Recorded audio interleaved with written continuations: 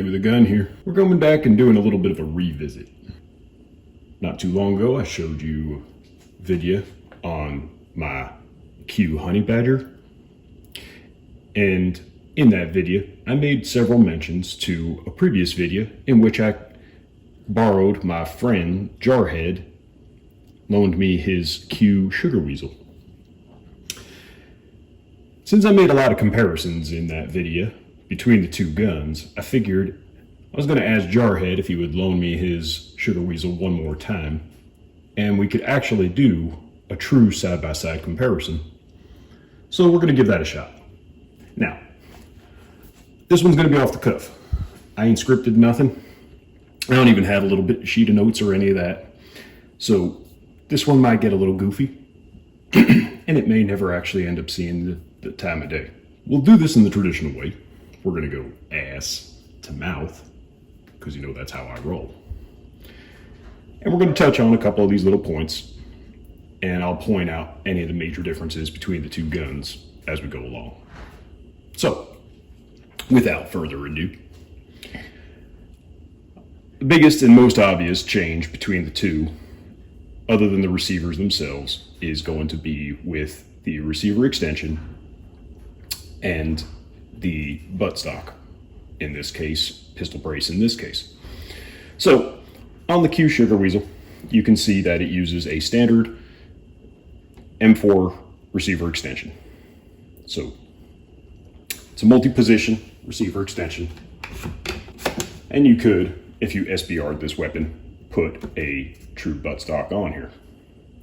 Whereas with Q, they've miniaturized this whole thing on the Sugar Weasel, and you can truly appreciate the difference if you remove the pistol brace and or buttstock from the back and compare the lengths of these two systems. So we got about 7 inches on a standard M4 receiver extension versus just under 4.5 on the Honey Badger. And now I mentioned in the video on the Honey Badger that the reason that they had to shrink up the ass end of this gun was to keep the overall length when it was fully compact and with the stock fully extended to be exactly the same as the MP5 SD. And because the silencer needed to be a certain length in order to make sure that they could meet their sound signature requirements, that ended up giving you the overall length that we see here. And extending this out any further would have just had it all stupid-like, because then this stock would not be able to collapse into a folded position that would get it as tight as they needed it to. Now, this whole system, when you compare it to some of the other options out there, such as the Maxim Defense, is much more lightweight. This is a polymer piece that covers up the little mini receiver extension that they have in here. So it does not add a lot of weight to the whole system. The stock itself is a polymer butt pad and just these thin little metal rails. So again, very lightweight and very compact. It does come at the expense of the ease of disassembly. So as we break these guns down, you'll see the difference in the recoil spring assemblies.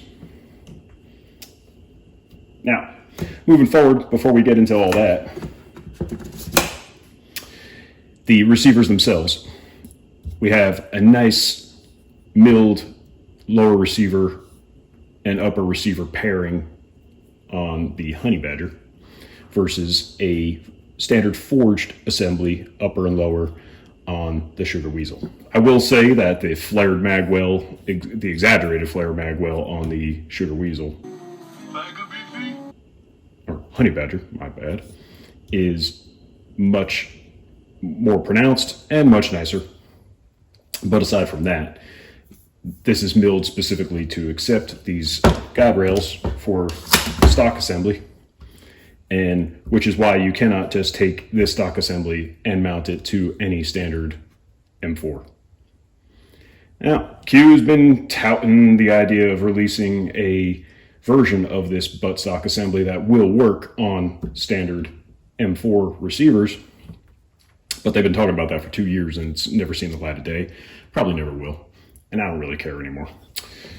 Now, the biggest differences you're going to get are going to be on the inside, because when you talk about the front end of these guns, it's actually the same exact weapon.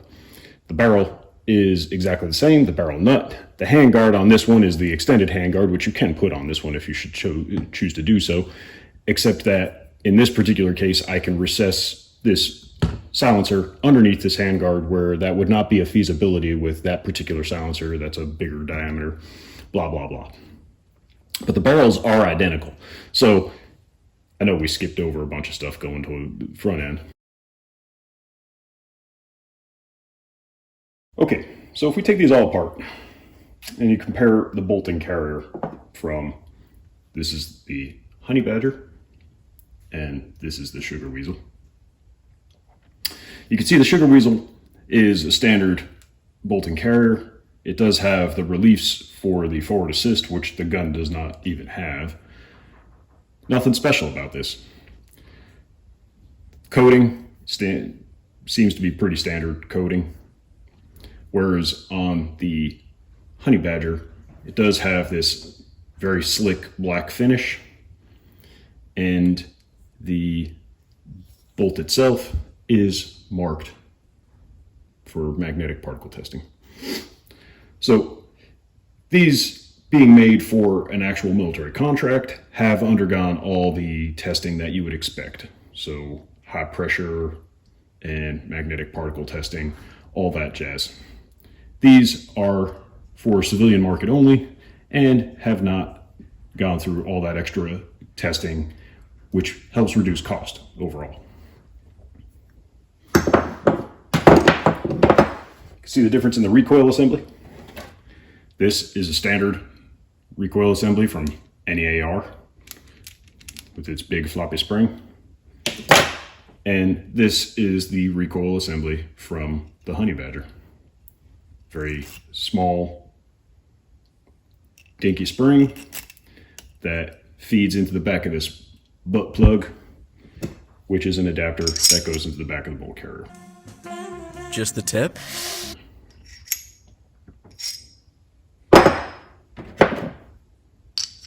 Incidentally, it will fit in there. Just the tip! Into a standard bolt carrier. They do appear to be about the same, although the profile on the Sugar Weasel slightly different on the ass end, but that's about the difference. It's really the biggest differences between these two weapons. Other than that, like I said, barrel is identical. Fire control groups in these particular cases are actually identical, with the exception of the safety on this one is the Q 90 degree or 70 degree throw, or whatever the hell they call it. And this is just a commercial radian selector. But aside from that, everything else is identical between these guns. So what makes it so special? It's obviously the weight. This is stupid lightweight. And this gun overall weighs almost the same as that, even with all that extra shit up there. And I'll show it to you.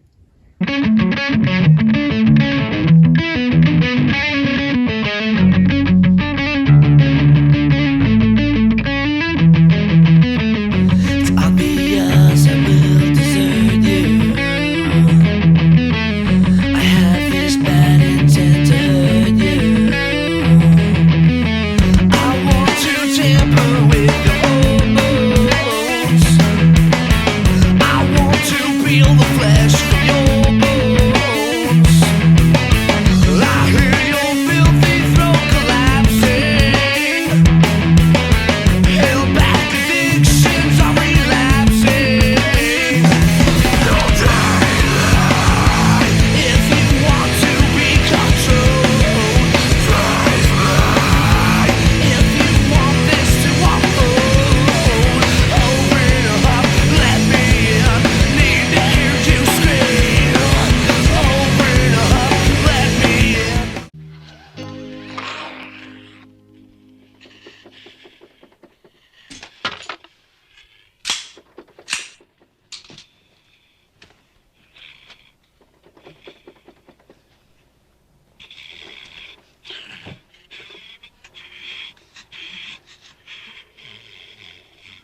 I don't know who you are out there, but I have a gun.